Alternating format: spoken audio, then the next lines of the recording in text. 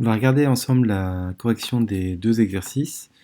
Ce genre d'exercice, l'idée est assez simple, mais ça peut être toujours très calculatoire. On peut se perdre un peu dans les calculs. Voilà, bon, au bout d'un moment, il faut s'entraîner un peu, et puis au bout d'un moment, on finit par choper des automatismes.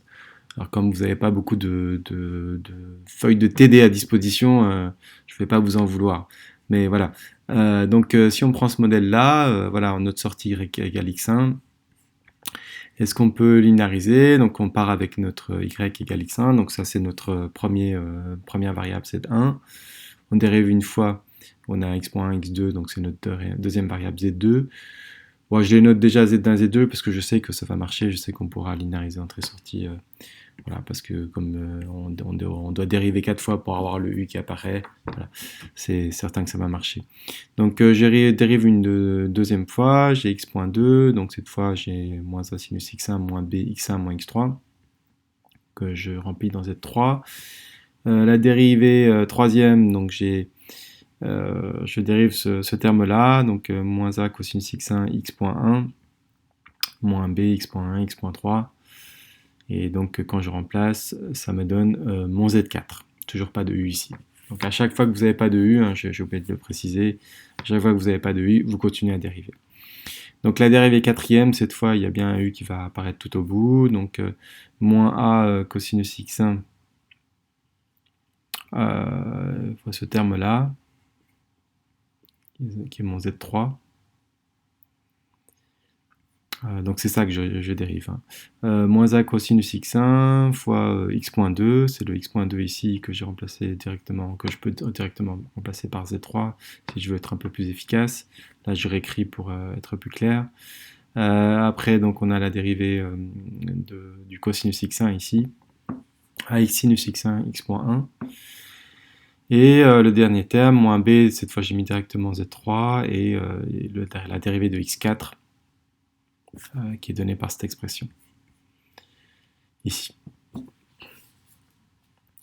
Donc, quand on fait ça, on obtient un système de cette forme-là, avec voilà, une dernière ligne un peu compliquée. Donc, quand on développe, on voit apparaître un b de x1 moins x3. Donc, au lieu d'essayer de tout exprimer directement en fonction d'inverser tout ça directement, les z1, z2, z3 en fonction de x1, x2, x3, x4, on essaie voilà, d'être astucieux. Là, on voit un b x1 moins x3, donc ça, ce terme-là va pouvoir se remplacer facilement. Du coup, on va plus avoir que du z1 et du z3 partout.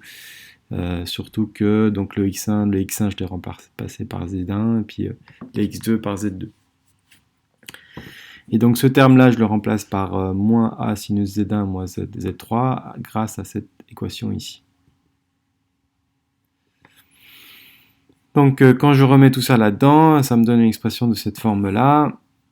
Et donc mon U, si je choisis mon retour U, donc je simplifie ce terme, c'est que des positifs c'est bon, je mets un V, et puis j'enlève tous les termes qui me dérangent, qui sont donnés ici. Vous voyez, la commande non linéaire, c'est toujours assez facile. On élimine tout ce qui nous dérange. Et c'est parti. Et donc, en faisant cette commande-là, on tombe sur notre chaîne d'intégrateurs. Donc oui, souvent je dis, voilà, enfin jusqu'à présent, j'ai toujours dit on élimine tout ce qui nous dérange ou tout ce qui est non linéaire, etc. Mais parfois, il y a certains termes qu'on peut garder. Il y a certains termes non linéaires qui sont intéressants ou certains termes linéaires qu'on veut garder parce que ça va permettre de contribuer à la stabilité, etc. Donc ça, voilà. Et aussi, on verra dans l'exemple suivant qu'on peut très souvent noter ces grandes expressions de manière abrégée, quoi. C'est-à-dire ça, c'est une fonction alpha de Z1, Z3, par exemple, Z1, Z2, Z3. Voilà, j'aurais pu mettre alpha de Z1, Z2, Z3, et puis mettre V moins alpha de Z1, Z2, Z3, ce que je vais faire dans l'exercice suivant. Donc on arrive à une chaîne d'intégrateurs en faisant cette linéarisation entrée-sortie. C'est beau quand même, c'est pas mal. Je pense que j'ai tout dit sur cet exercice. Sur le deuxième exercice maintenant. Donc là, voilà, il faut dériver un petit peu les racines. Là aussi, on a bien l'impression que ça va marcher. Donc ma sortie, c'est x2 cette fois.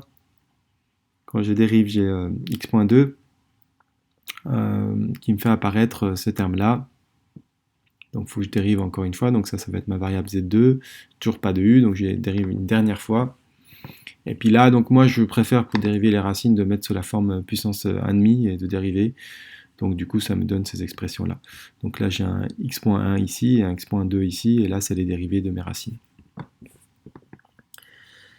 Et puis donc voilà, on remplace x.1 et x.2 par leur valeur. On fait des calculs avec une petite simplification ici, là. On remet tout sous la forme de racine en factorisant et on obtient cette expression-là. Donc, vous voyez que là, voilà, si je veux faire mon changement de variable, z1, z2, z.1 c'est facilement z2 puisque c'est la dérivée, et z.2, ben, ce serait tout ça. Mais là, il y a du x1 et ça nous embête. Donc le x2, c'est facile, on le remplace, ça fait 1 plus z1. Donc vous ne mélangez pas les pinceaux. Hein. Z1, c'est x2. Et puis le racine de 1 plus x1, c'est pareil, on pourrait faire des calculs compliqués pour essayer de trouver x1 tout seul, mais en fait, on peut directement remplacer racine de 1 plus x1.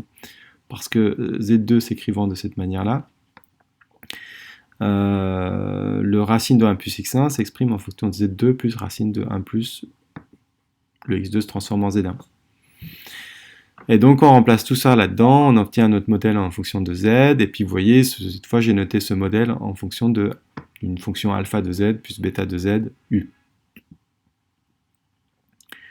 Donc bêta c'est tout ce qu'il y a devant le u, et alpha c'est tout ce qu'il y a ailleurs. Donc si j'applique maintenant le retour 1 sur bêta, v moins alpha z, eh ben, ça va marcher. Donc, j'ai pas trop parlé dans le dernier exemple du fait que le changement de variable doit fonctionner et doit être un difféomorphisme, c'est-à-dire on doit pouvoir exprimer x1 et x2 de manière unique en fonction de z1 et z2 et réciproquement. Mais ici, c'est bien d'en parler parce qu'on a des divisions partout, et des racines partout, donc c'est toujours se méfier quand on a des expressions comme ça, peut-être que ça marche pas partout, mais n'oubliez pas que x1 et x2 c'est des hauteurs d'eau, avec des bacs d'eau, donc il reste toujours positif en fait dans notre problème. Donc si x1 et x2 sont positifs, alors toute ma transformation se fait très bien, et là j'ai pas de problème de changement de variable et de division par zéro. Voilà pour cette linéarisation.